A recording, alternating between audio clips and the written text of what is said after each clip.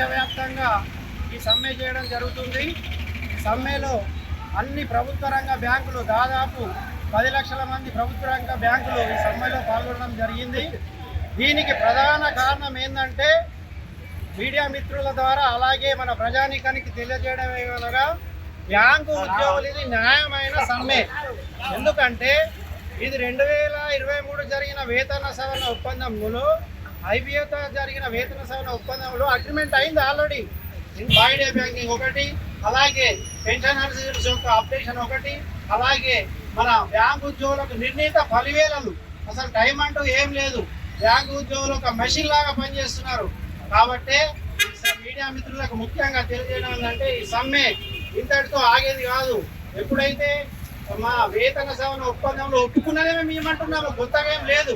కాబట్టి ఈ వేతన సవరణ ఒప్పందం ప్రకారం అగ్రిమెంట్ ప్రకారమే మేము అడుగుతున్నాం. మీరు దాదాపు అన్ని బ్యాంకు ఉద్యోగులు, గవర్నమెంట్ బ్యాంకు ఉద్యోగులు అందరూ కూడా రోడ్లపైకి వచ్చే పరిస్థితి. ఎప్పుడన్నా రోడ్లపైకి వస్తామా గవర్నమెంట్ బ్యాంకుల్లో? రాము.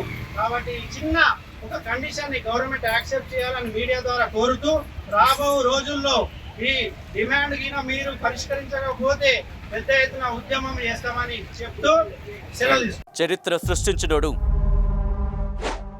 ఇప్పుడు ఆ చరిత్రని తిరగరాయబోతున్నాడు.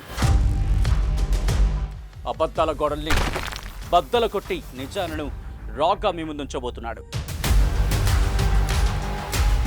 నిజమైన వార్తల కోసం వెంటనే డౌన్లోడ్ చేసుకోండి రా యాప్ని.